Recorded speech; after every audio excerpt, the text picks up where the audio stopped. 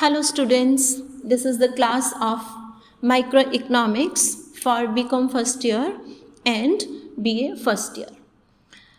We are discussing the chapter Nature and Scope of Economics. In this chapter, the topic which we are going to discuss today is Nature and Scope of Economics. अर्थशास्त्र की प्रकृति और अर्थशास्त्र का क्षेत्र क्या है. Definition of economics हम पिछले ऑडियो में ऑलरेडी समझ चुके हैं. So moving ahead, I would like to discuss the nature of economics. इस क्वेश्चन के दो पार्ट्स हैं. पहला पार्ट है नेचर ऑफ इकोनॉमिक्स, वो हम पहले डिस्कस करेंगे.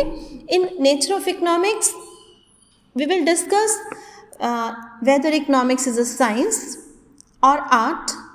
If it is a science, whether it is positive science or normative science. अर्थशास्त्र की प्रकृति पहले हम यह समझेंगे और इसमें हम समझेंगे कि अर्थशास्त्र एक विज्ञान है या कला है. अगर विज्ञान है तो पॉजिटिव साइंस है या नॉर्मेटिव आदर्शात्मक विज्ञान है या वास्तविक विज्ञान है, और अगर आर्ट है तो उसका क्या अर्थ है. और उसके बाद फिर हम नेक्स्ट पार्ट समझेंगे scope of economics.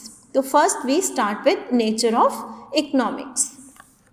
As Samuelson said, economics is the oldest of arts, the newest of sciences, and indeed it's the queen of all the social sciences.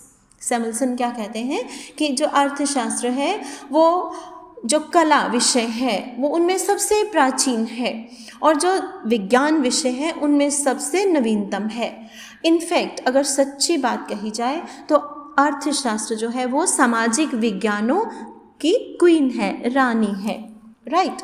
So it means ये Samuelson की definition से, quotation से हमें क्या पता चलता है that economics is very important a subject. तो अब पहले समझते हैं कि जो इकोनॉमिक्स है वो साइंस या आर्ट. तो इन दोनों में से फर्स्ट पार्ट क्या हो जाएगा, whether economics is a science और नॉट. अर्थशास्त्र विज्ञान है या नहीं.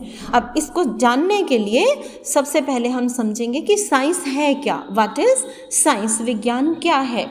Science is a systematic body of knowledge concerning the relationship between causes and effects of a particular phenomena. फिर से सुनेंगे. Science means a subject or a systematic body of knowledge concerning the relationship between cause and effect of a particular phenomenon.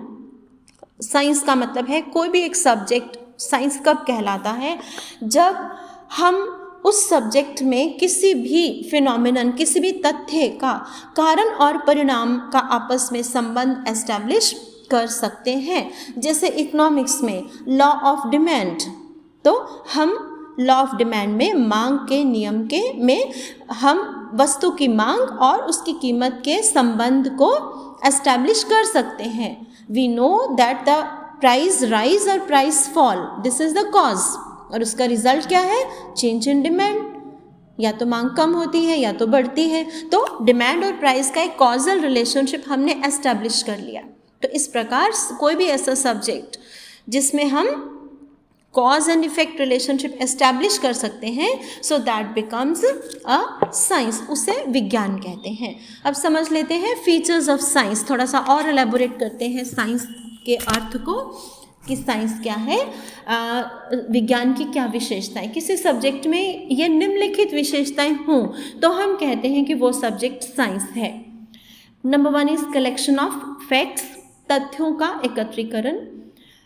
In science facts regarding the subject are collected. किसी भी विषय में जो विषय science अगर कहा जाए तो हम उस विषय पर, उस विषय से संबंधित आंकड़ों को, तथ्यों को एकत्रित कर सकते हैं.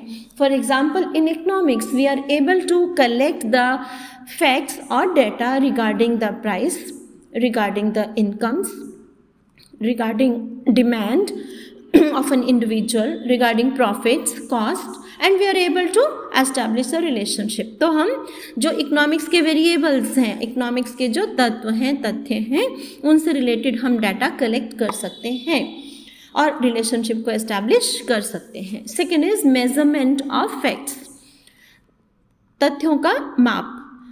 साइंस कब बनता है कोई विषय? When it has got a measuring rod, जब उसमें तथ्यों को मापने की क्षमता हो।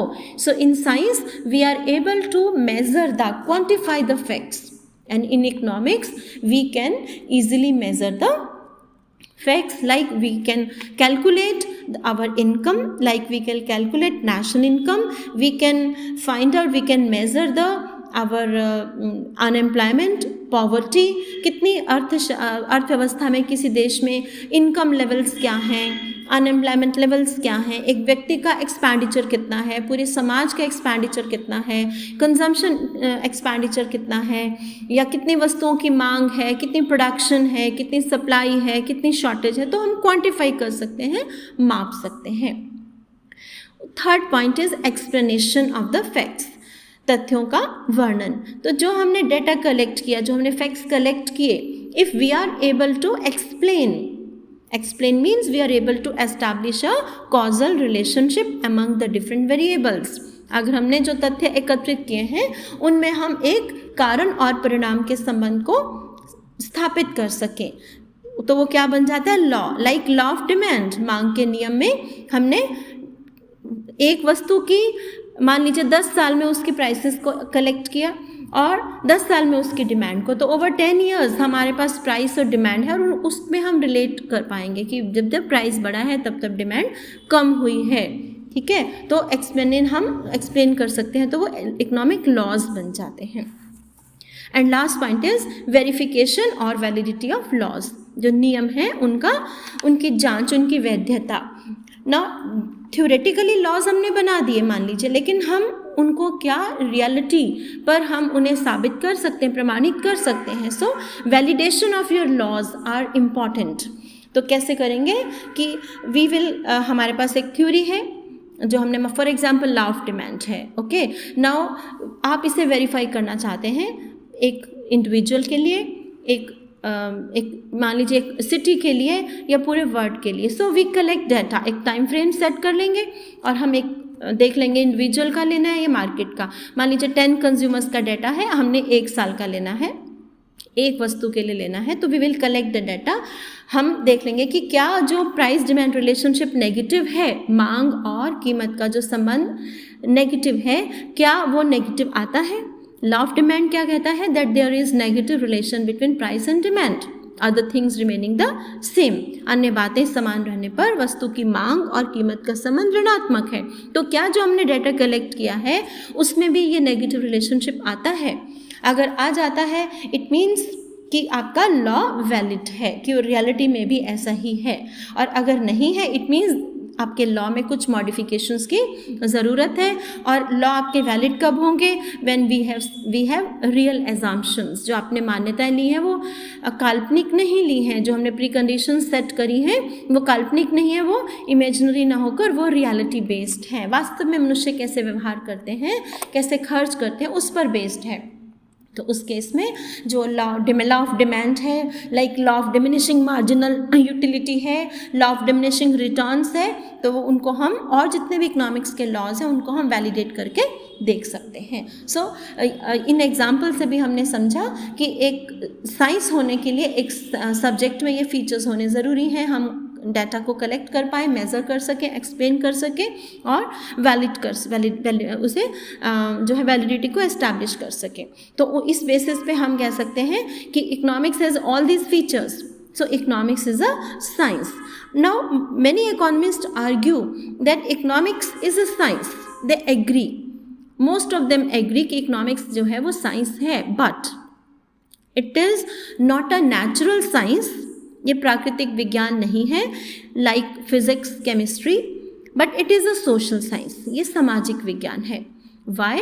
Because when we say that economics is not a natural science like physics and chemistry, it means that in physics and chemistry we have laboratories to establish the causal relationship among different variables. Physics chemistry में तो हमारे पास एक नियंत्रित lab है, प्रयोगशाला है, जिसमें हम अपने विभिन्न तथ्यों में कारण और परिणाम के संबंध को एस्टैब्लिश कर सकते हैं, इजीली वेरीफाई कर सकते हैं, टेस्टिंग कर सकते हैं। But in economics we do not have a laboratory. Why? Because the whole world is the laboratory of economics. सारा संसार जो है वो हमारी प्रयोगशाला है।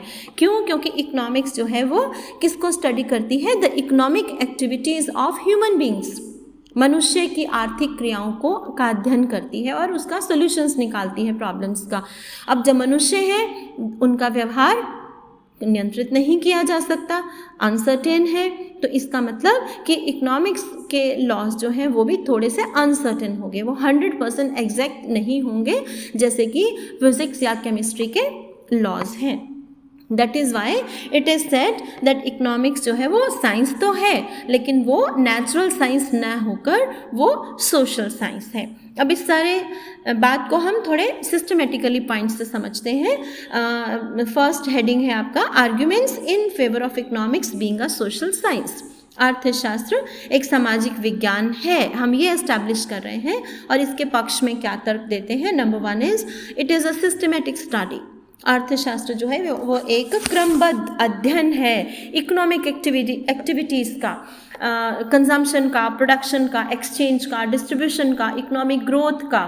ठीक है, तो हम इकोनॉमिक वेरिएबल्स को स्टडी कर सकते हैं, डाटा कलेक्ट कर सकते हैं और उनमें एक रिलेशनशिप को एस्टैब्लिश कर सकते हैं। Number 2 is scientific laws. Economics के जो लॉज हैं वो वैज्ञानिक नियम हैं, लाइक लॉ ऑफ डिमांड, मांग का नियम, लॉ ऑफ सप्लाई, पूर्ति का नियम, and other many other laws are there. These laws establish cause and effect relationship between economic phenomenon. विभिन्न तथ्यों में कारण और परिणाम का संबंध स्थापित किया जाता है, लाइक लॉ ऑफ डिमांड में डिमांड और प्राइस का, लॉ ऑफ सप्लाई में प्राइस और सप्लाई का, राइट। और इसलिए क्योंकि कॉजल रिलेशनशिप है तो इट मीन्स कि ये साइंटिफिक लॉज हैं। Third is validity of the laws. नियमों की सत्यता की जांच की जा सकती है। वी कैन कलेक्ट डाटा, जैसा हमने पीछे पढ़ा है, वी कैन कलेक्ट डाटा कि क्या जो लॉ ऑफ डिमांड है negative relationship of price and demand की बात करता है, तो क्या इन रियलिटी ऐसा होता है कि जब प्राइस बढ़ती है तो वस्तु की मांग कम हो जाती है? ऐसा है तो हम वेरीफाई कर सकते हैं। अगर वेरीफाई हो जाता है it means our law is correct. So what we can conclude here by now, economics is a science and it is a social science. अर्थशास्त्र जो है वो एक विज्ञान है, लेकिन वो एक सामाजिक विज्ञान